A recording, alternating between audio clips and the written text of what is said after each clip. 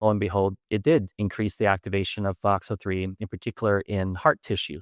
And so that was the first time that astaxanthin was demonstrated to activate FOXO3 in a mammal.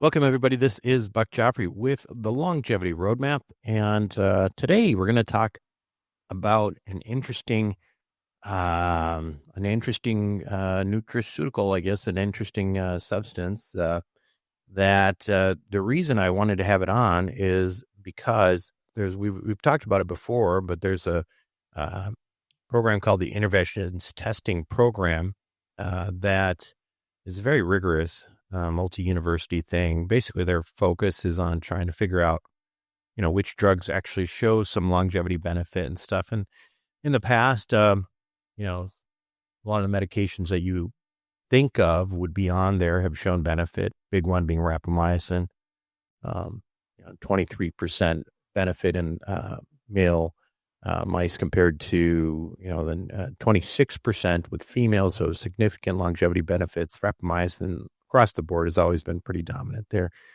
Other stuff, acarbose, which is, basically kind of you just take a little bit of that before a meal and you can decrease your blood sugar.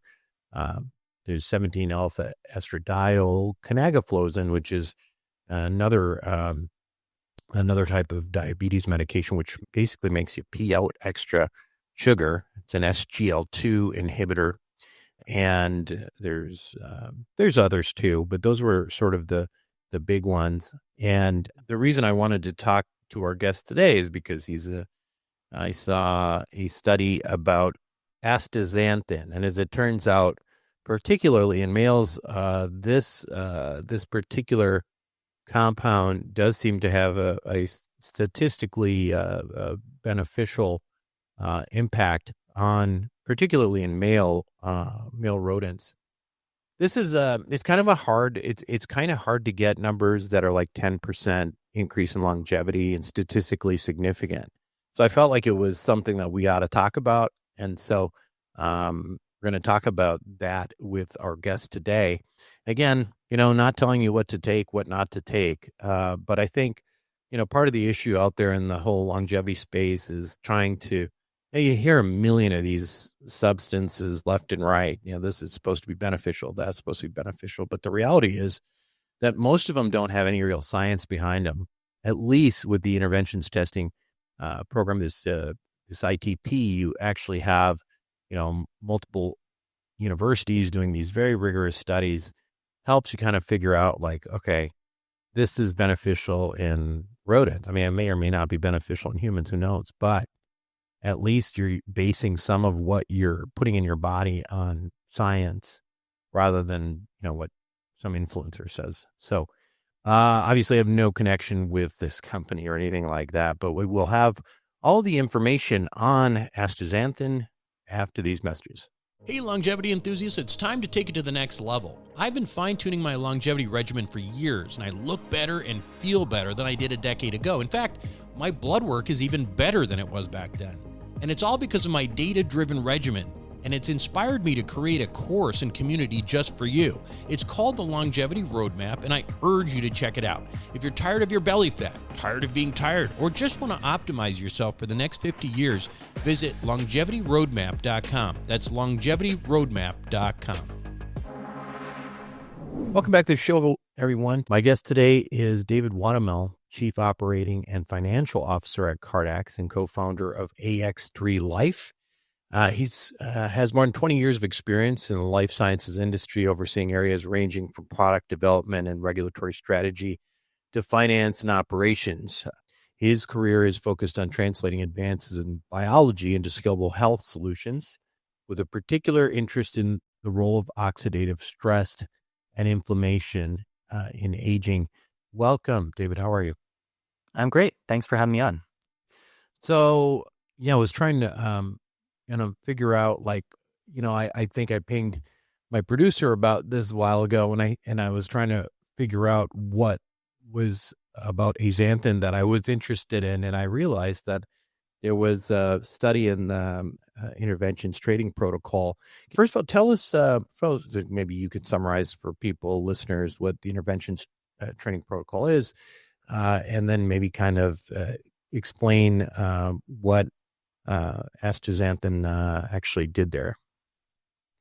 Yeah, so the ITP, which is the Interventions Testing Program, is a program that's funded by the National Institutes of Health and specifically the National Institute on Aging. And it is conducted at 3 independent institutions: the University of Michigan, the University of Texas, San Antonio, and the Jackson Labs in Maine. And there are several principal investigators, primarily at each of those institutions that have been running this program for the last 20 plus years. And this was a program that was put in place to see if there was a way to better research lifespan in mammals and to test various interventions that could be pharmaceutical agents, it could be supplements, herbs, vitamins, any type of molecule or intervention of interest that has valid preliminary data in the field of longevity is something that can be proposed to the ITP. And then there is a committee that will review the proposals and each year select a cohort of new agents to test. And so they've been doing this every year since the early 2000s. And over the last 20 years, there's only been maybe 10 or so agents that have statistically significantly extended lifespan, and maybe only 5 that have extended lifespan more than 10%. And with astaxanthin, we were invited to supply the material to the program back in 2019 based on preliminary data in several model organisms demonstrating that astaxanthin extended lifespan, which included roundworms, fruit flies, and yeast. But then also several of astaxanthin's mechanisms related to longevity on key age-related pathways and hallmarks of aging, if you will. This was also coupled with research that we conducted with our collaborators at the University of Hawaii that are experts in the space of geroscience and experts with exploring the role of FOXO3, the anti-aging gene. And we studied whether astaxanthin could help to activate FOXO3 in their mammalian model. And lo and behold, it did increase the activation of FOXO3, in particular in heart tissue. And so that was the first time that astaxanthin was demonstrated to activate FOXO3 in a mammal. And so that data, together with everything else, was proposed to the ITP by our collaborators at the University of Hawaii, and the ITP selected us for inclusion in their program back in 2019. And then after following the cohort of animals for several years, and this is a highly, highly rigorous program. Like I mentioned, 3 separate institutions running this study in parallel, in triplicate. They have hundreds of mice each year that are specially bred for this model, that are genetically heterogeneous, which is much better for being relevant to human aging than the typical inbred laboratory strains of mice that are used for most research purposes. And so these are mice that are probably the best that you could use for exploring mammalian lifespan. Ideally, you would test in humans or even non-human primates, but it's difficult because humans obviously live much longer than mice, and as do non-human primates and other larger mammals. And so the mouse model is the most practical for research purposes, but hopefully still being translatable to humans based on the kind of fundamental mechanisms of aging. And so with our study with ITP, after 3 or so years, they follow all the mice with all the various interventions and see how long they live, and they compare them to the controls. And there are several hundred male and female control animals and a couple hundred male and female test kind of treatment animals. And in our case, it was demonstrated that astaxanthin extended the lifespan of the male mice by 12% with very high statistical significance. And this was the first time in the 20-year history that a supplement had extended lifespan by more than 10%. And it's really special because this is a supplement that's extraordinarily safe, well tolerated, broadly accessible. And so previously, things like rapamycin, had been proven to work, and that's really what put rapamycin on the map as a longevity agent was efficacy in this ITP program. And there's been a handful of other agents since, but none of them have the same combination of benefits like astaxanthin. So this was especially exciting for us. And so we were really glad to see those results. And we are co-authors on the paper along with the investigators this paper was published at the very end of 2023. And so I think this is something that is starting to make waves in the longevity space and should be there in the conversation with any of the other leading longevity agents, given its efficacy in all of these models, including the gold standard mammalian model, the ITP. Yeah. Interesting stuff. The ITP, we sort of mentioned it a few times on the show. You're right. Rapamycin is certainly one of the winners there. Then there's others that you would think, given what we've, what the human studies are, like metformin, that actually didn't show a whole lot of longevity benefit. Obviously, we're talking about mice, so, somewhat limited that way, but it's meaningful information for people who are looking for that. But let's back up a little bit just in terms of, astaxanthin, right? And what exactly is it? Where does it come from? So astaxanthin is a xanthophyll carotenoid, and carotenoids are the family of compounds that include the better known molecules like beta carotene, for example. And so these are naturally occurring pigments that co-evolved with photosynthesis, millions, billions of years ago to help protect plants from oxidative stress. And there's a whole family of these carotenoids, and they evolved over time for various purposes. And in the case of astaxanthin, it's one of the more optimized carotenoids. If you look at the evolutionary tree of the carotenoids that were developed over time.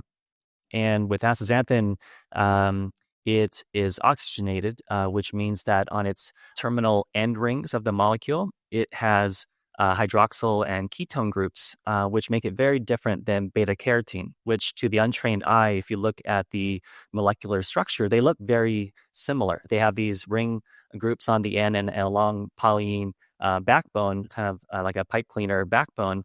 And so they look very similar, but the oxygenated head groups of astaxanthin give it polarity, which allows it to align favorably in cellular membranes with the polar phospholipid heads, and then its hydrophobic tail can integrate into the inner membrane. And so it really allows it to span and anchor into and stabilize the membranes and be well situated to mitigate free radicals.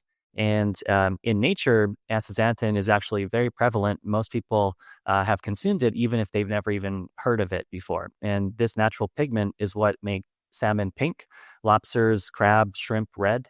And it's produced by microalgae. It's produced by there's various species and organisms that produce. There's bacteria and yeast as well that produce astaxanthin. But one of the most predominant sources of astaxanthin in nature is microalgae. And like I mentioned earlier, it's produced as a defense mechanism against UV light from the sun. And so a particular strain of microalgae, for instance, will start out life as a green algae, or it is a green algae. And then as it grows, when the sunlight stresses it, then it will actually produce astaxanthin and then turn bright red. And so it helps to protect the microalgae. And then this is something that the microalgae are consumed and it works its way up the food chain. And so, for instance, in the case of salmon, it's really interesting because it's what makes their salmon, the beautiful pink and red color, but it also promotes their health and vitality as they swim upstream to reproduce. And so when they turn bright red as they're swimming upstream, that is the astaxanthin being, transferred to their skin, perhaps as a sign of being readiness to spawn. And then ultimately, when they reproduce and lay their eggs, the astaxanthin is transferred to those eggs. And that's why the salmon eggs are bright red, because of the astaxanthin. And it helps to protect those eggs from the sunlight in the shallow waters where the eggs are laid.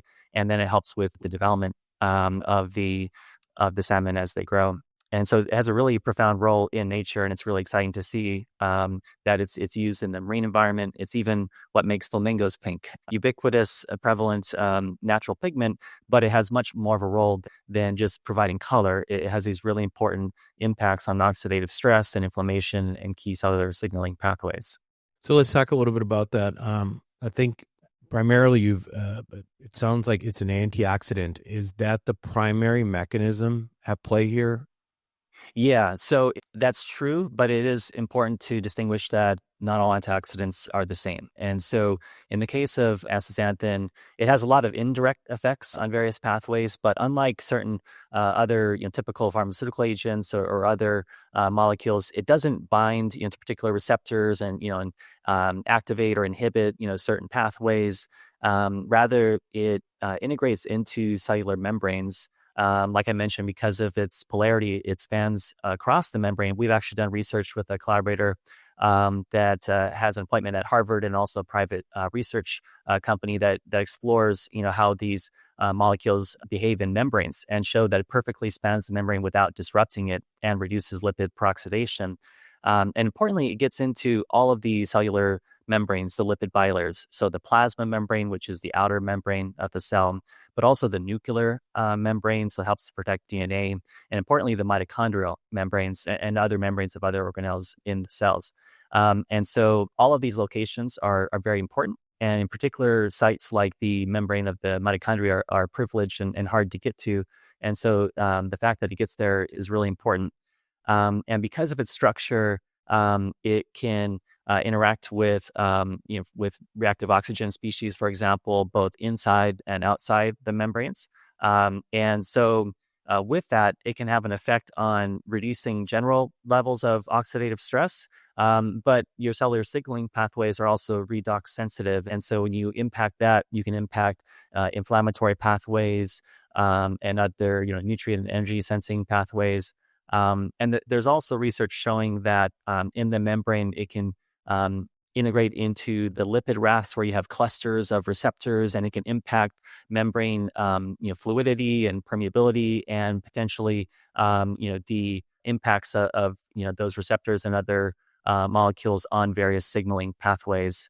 And even potentially there's potentially some proteins that it may directly interact with, which is kind of early stages of research that may further explain some of its efficacy as distinguished from other antioxidants. But what's really exciting is that so it gets into those membranes and can both fight off oxidative stress that is inside the membrane, but also outside the membrane. And so that gives it a very favorable position to act. And from there stems, many of its effects on various pathways, like I mentioned. One of the questions I have, I think you mentioned in the ITP that longevity. I think you used it specifically in males. It was what was it, 11 or 12% longer, 12%. Was it not as effective in females? Yeah, so it's very interesting that the females, it did not show a statistically significant increase in lifespan in the females. If you do look at the survival curves, it did look to extend the lifespan if you look at the overlay of the curves of the treated versus control females, but it wasn't a statistically significant increase. And what's also interesting is that the female controls, and this is typical in the ITP historically, live longer than the males. And so the female controls already lived in this cohort about 9% longer than the male controls. And in the case of the astaxanthin treated mice, the males had that 12% extension. The females had like a 3% extension, but not statistically significant. But just numerically, if you look at the median lifespan, there was that 3%, not statistically significant.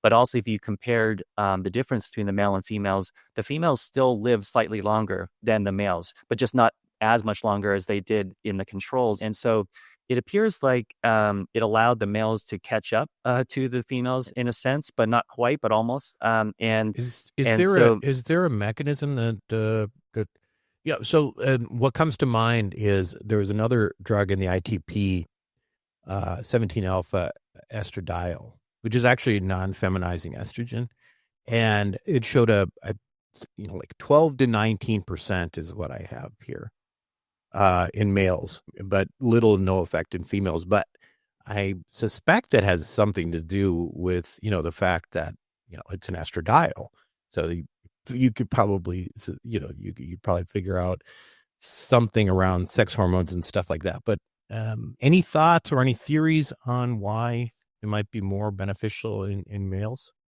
Yeah, it would just be, conjecture, hypothesis, just based on, hormonal differences, that are influencing males to live shorter lives compared to females generally. And if you're mitigating that with astaxanthin, then you can counteract that and help to prolong lifespan, but you may not have that same effect in the females via that mechanism. And so, but this is something that we and others have not, fully researched and explored. And so, it would be interesting to better understand why there was that difference.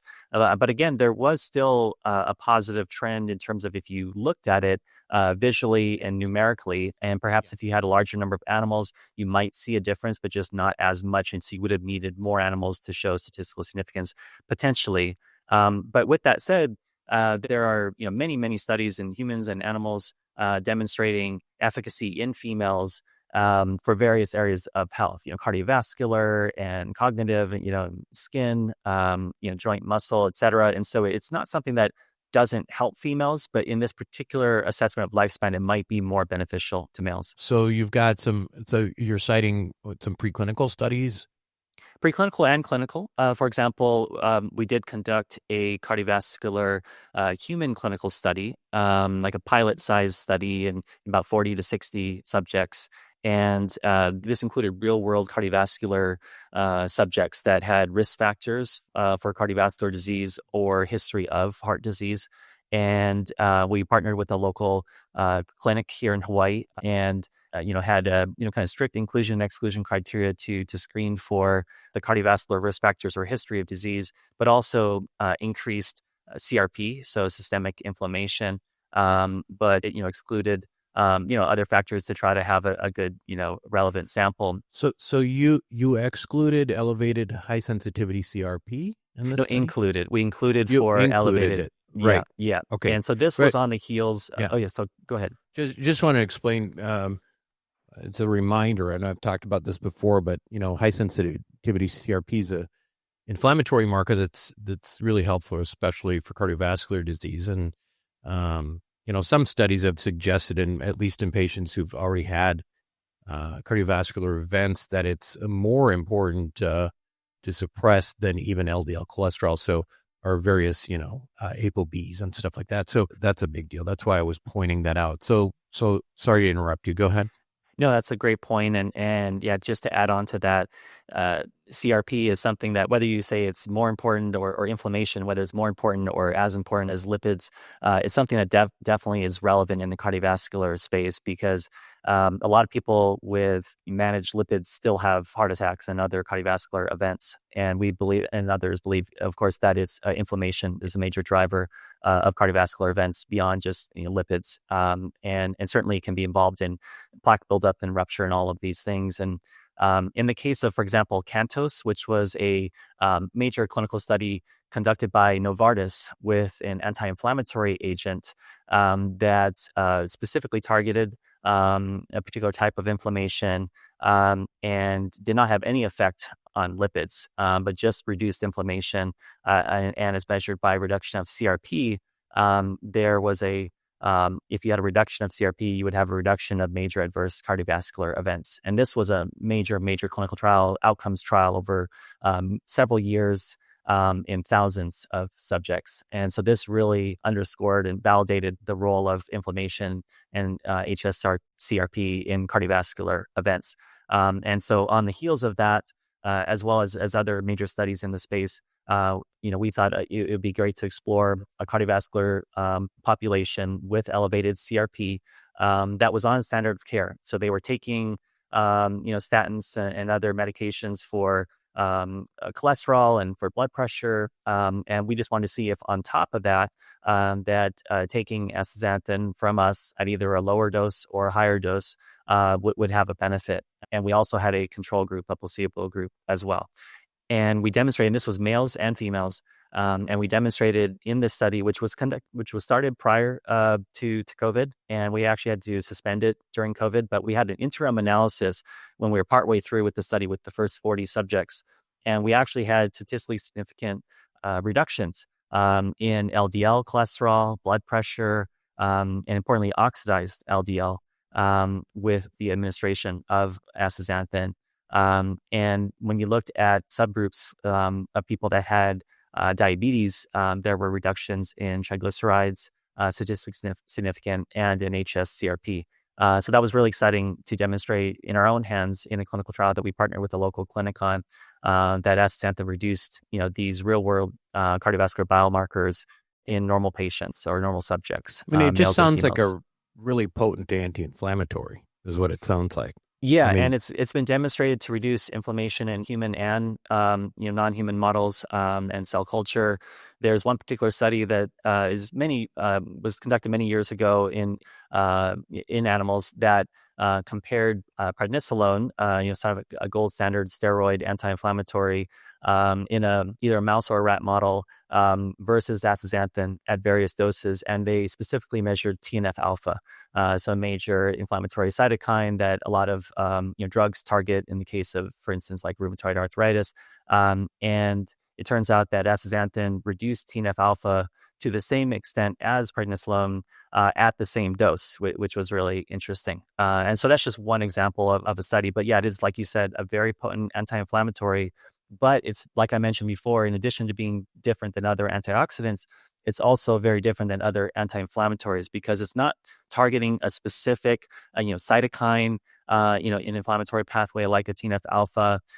It's not completely inhibiting inflammatory pathways, but it is inhibiting the pathological activation of pathways like NF-kappa B. And so you are, preventing kind of the chronic activation of inflammatory pathways, which of course you don't want over time, that leads to aging and or health outcomes. But you're not impacting the normal immune inflammatory response when you need to fight off infections or heal wounds.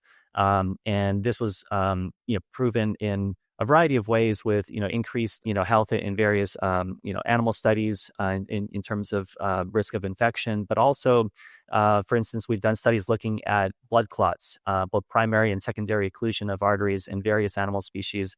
And a lot of times, for example, say in certain animal models, like rodent models, they'll look at the blood thinning effect, and whether or not you can, heal after a wound. And so we were able to prevent blood clots in animal model, but not increase, it's like tail bleed. They cut the tail and you see if it can clot, and it normally clotted. So you weren't impacting the normal type of response. And so in general, this is a good way to think about astaxanthin, is that it helps to restore or preserve normal function. And so you don't want to have your inflammatory pathways chronically activated, but you want them to be able to function normally when they need to. And so a lot of agents go in and just, inhibit something or activate something all the time on, all the time off. And that may help in that limited, circumstance, but that's not how your body was meant to function.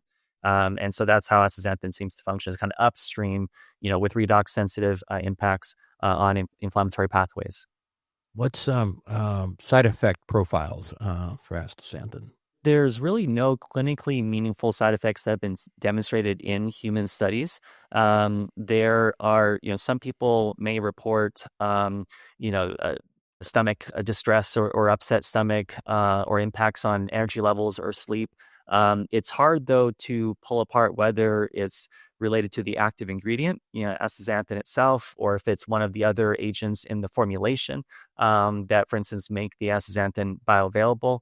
But there have been no human clinical studies. Like, for instance, when you do drug development, you have very large scale human clinical studies looking at efficacy, but also looking at side effects. And then you'll have a better idea of what is actually, correlated to the active ingredient or the pharmaceutical agent. And so in our case with astaxanthin, there haven't been any toxic effects demonstrated in human clinical studies, that, with statistical significance, or in animal studies. There was one finding in a rodent toxicity study, which I'll back up and mention that there's been a whole host of safety studies in animals, toxicology, toxicity studies that were conducted many years ago to actually support astaxanthin's inclusion in animal feed, because it's a really important ingredient in salmon feed and other animal feeds because of imparting color, but also the health benefits. And so before the FDA would allow its inclusion as this ingredient in the feeds for animals, there had to be a very extensive battery of safety testing conducted, similar to what pharmaceutical companies would conduct prior to doing human clinical trials with various agents. And so it was demonstrated that at high doses and over long durations, that astaxanthin was very, very safe with no side effects of clinical significance.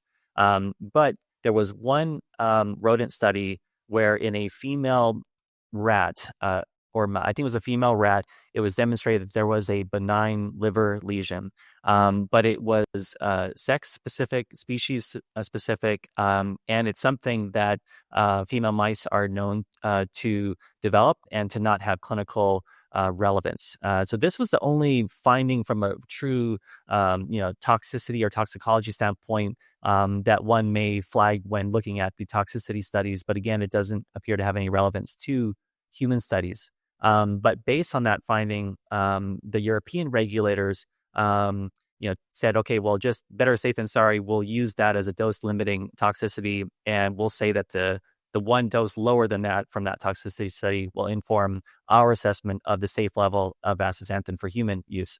And so they, many years ago, published that they thought only a couple milligrams of astaxanthin would be a safe dose. But I think with all the human studies, as well as all the animal studies, it's been demonstrated that you can certainly take much more than a couple milligrams of astaxanthin safely. And even, for instance, in the ITP, this was the equivalent of lifetime in the mice. They were started when they were middle age, 12 months of age in our case, which was translating to maybe someone being in their 40s as a human. And they consumed it every day for the rest of their lives, and it helped extend their lifespan. And it's not specifically a toxicity study, but it adds to the mountain of evidence demonstrating that astaxanthin has excellent safety. So it doesn't have the typical side effects that most agents have. It's always, of course, prudent, to closely monitor your health and work with a healthcare professional when integrating any new supplement or medication. But it appears to be something that allows for a wide range of dosing. And so people can titrate their dose to effect because certain people find benefits, at lower doses, certain people find benefits at higher doses. And there's a variety of use cases and applications. And given its safety, this is something that people have been able to kind of work and explore and find the right dose that works for them.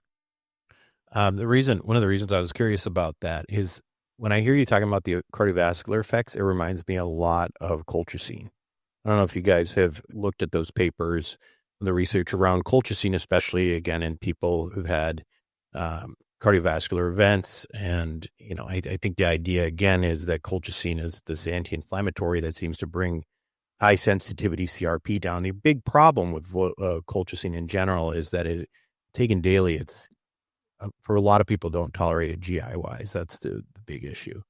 Have you guys looked at that? Because it does sound to me like a very comparable effects of what you're seeing. That's kind of like what, cardiologists, a lot of forward thinking cardiologists now are putting patients on low dose colchicine if they have elevated high sensitivity CRP. Yeah, we haven't examined that combination or kind of the mechanistic similarities or differences, but certainly, I think that would be worth exploring further. But I'll mention that I say for the most part, most people do tolerate astaxanthin well and don't have GI issues. If anything, it can help to, in some cases, mitigate GI issues given its effects on oxidative stress and inflammation and positive influences on the gut microbiome. And so that's something where, for instance, if you can tolerate salmon, for example, most people don't have an issue eating salmon. They're consuming astaxanthin several milligrams per serving.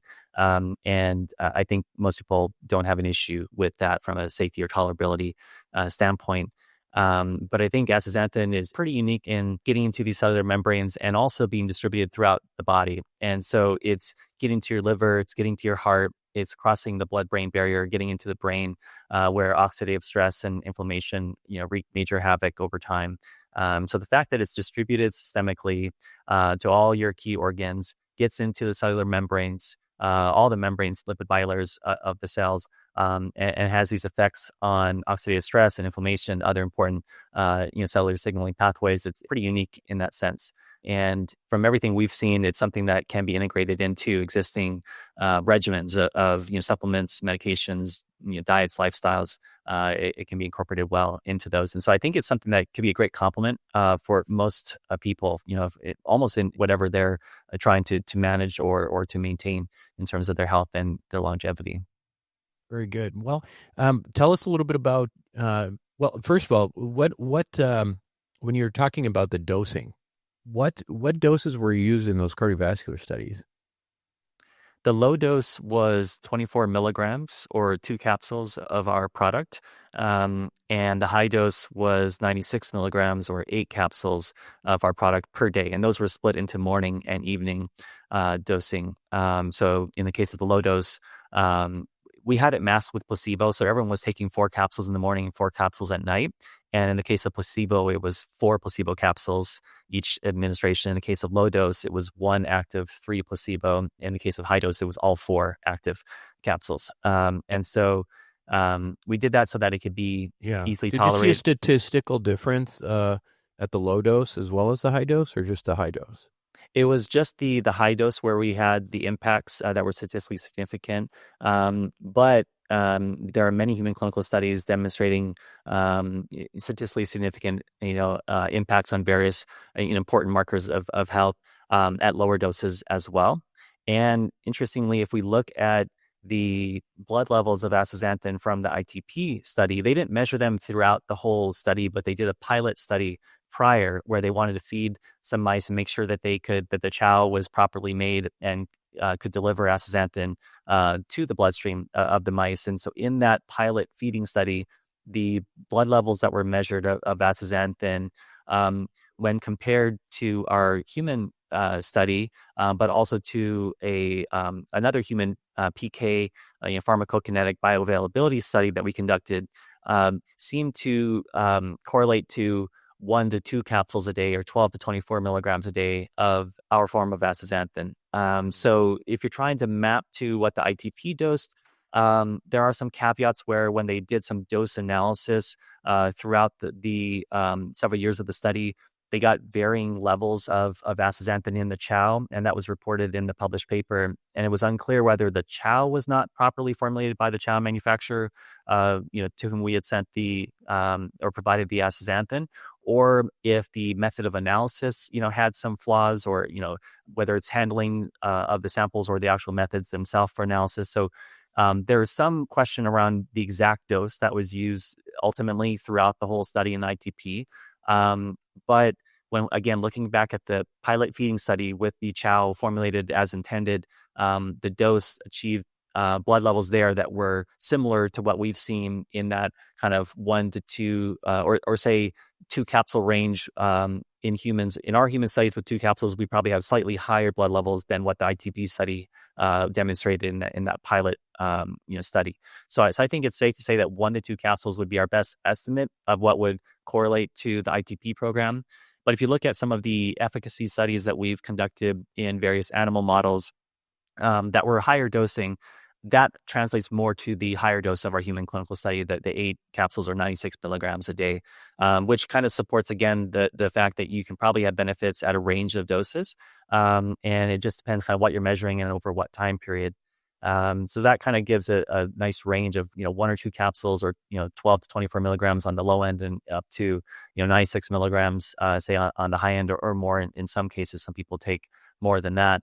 I'll just mention that in that human PK study that we conducted, we wanted to see how our form of astaxanthin compared to other forms of astaxanthin on the market, other supplements.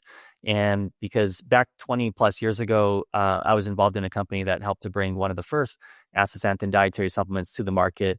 And this was back in the 99-2000 timeframe. And this was a company on the Big Island of Hawaii that was growing microalgae and then would extract the astaxanthin and put that into a supplement form. And thereafter, we actually were interested in exploring the pharmaceutical applications of astaxanthin, and we realized that the microalgal extraction was not optimal in terms of production from an FDA standpoint for pharmaceutical development because it's not as pure and consistent. And so we started doing natural product total synthesis, so laboratory production of the molecule, nature identical, with very high purity and consistency. And we made various derivatives of astaxanthin for pharmaceutical purposes and explored various formulations. And then ultimately, after a decade or so of pharmaceutical development, we pivoted back to the consumer space with a dietary supplement form of astaxanthin, but still bringing the laboratory-produced high purity pharmaceutical-like rigor, to the production. And so we wanted to see how that compared to the existing forms on the market, like we had launched many years prior, that were extracted from the microalgae. And so we took one of the leading brands on the market from that utilizes microalgae just off the shelf, and got a group of human volunteers and did a crossover design human clinical study. So we brought the group in, gave them a dose of the commercially available microalgal astaxanthin product, and then took their blood at multiple time points over 24 hours, and then measured that with analytical methods that utilize labeled astaxanthin to really quantify very precisely the amount of astaxanthin in the blood or in the plasma. And then we sent those subjects home for a week so that the astaxanthin could wash out of their bloodstream and out of their body. And so that would be no longer detectable. And then brought the same group of people back in and then gave them the exact same dose of astaxanthin, but from our product.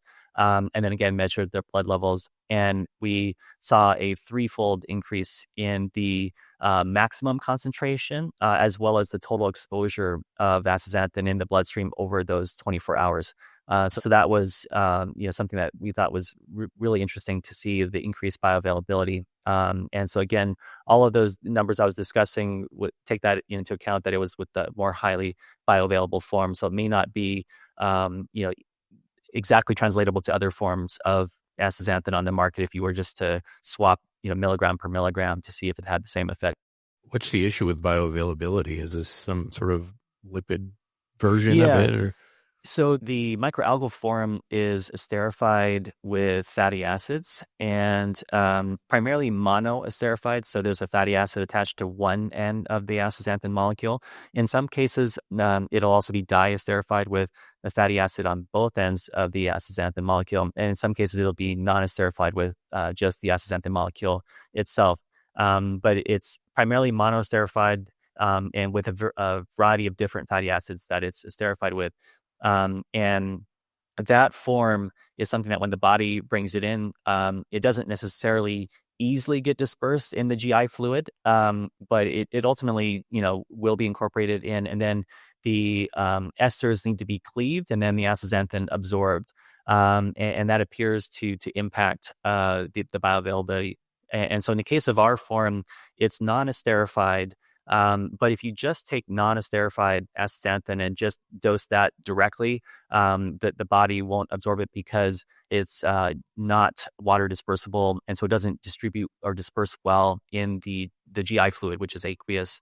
And so we have a formulation that helps to make the astaxanthin, even though it is lipophilic, it makes it water dispersible. And so the theory is that it helps to disperse it really well into the GI fluid, and then from there it can be incorporated into the body along with other fats as they're absorbed.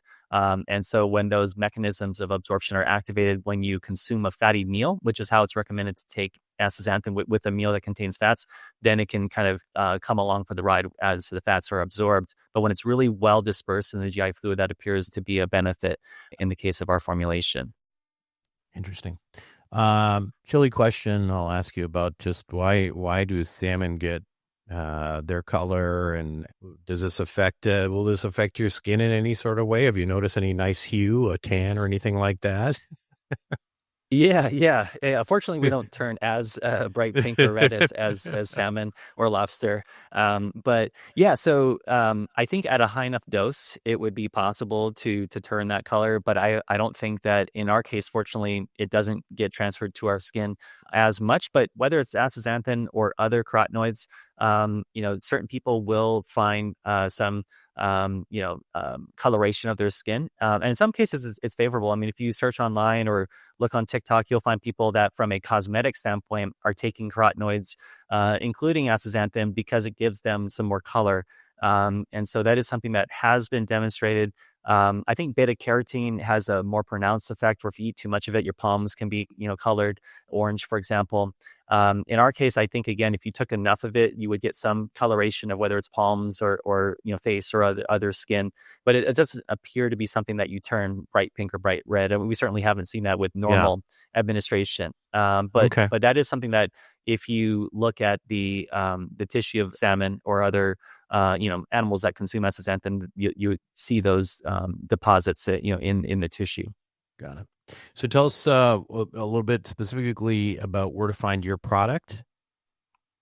Yeah, so ax3.life is our website, and AX3 basically stands for astaxanthin with 3 times the bioavailability. And so we are ax3.life, so not .com, but .life is the domain for the website, and also on social media, ax3.life. And so we've really just been focused on creating awareness for astaxanthin. And we believe we have, an excellent form that's very pure and well absorbed, and demonstrated, to work in the ITP program, for example. But ultimately, we are supporters and believers in astaxanthin, and so we hope that the general awareness for astaxanthin increases, and are supportive of other products on the market as well. But yeah, I think it's just something where most people have not even heard of astaxanthin. And it's something like omega-3s, where everyone has heard of it and knows that it supports cardiovascular health, et cetera, inflammation, and we think that this should be as well known as omega-3s and other agents that are commonly used in day-to-day health. And so we think it should be considered for your kind of daily stack of supplements for health, for longevity, as well as targeted use cases, whether it's cognitive, cardiovascular, joint muscle, endurance, recovery. It has a lot of really important benefits in those areas. Thanks so much for being on the show, Dave. Thank you. Pleasure. Thanks for listening. A quick reminder that while I am, in fact, a surgeon, nothing I say should be construed as medical advice. Now, make sure to include your physician in any medical decisions you make. And also, if you're enjoying the show, please make sure to show your support with a like, share, or subscribe.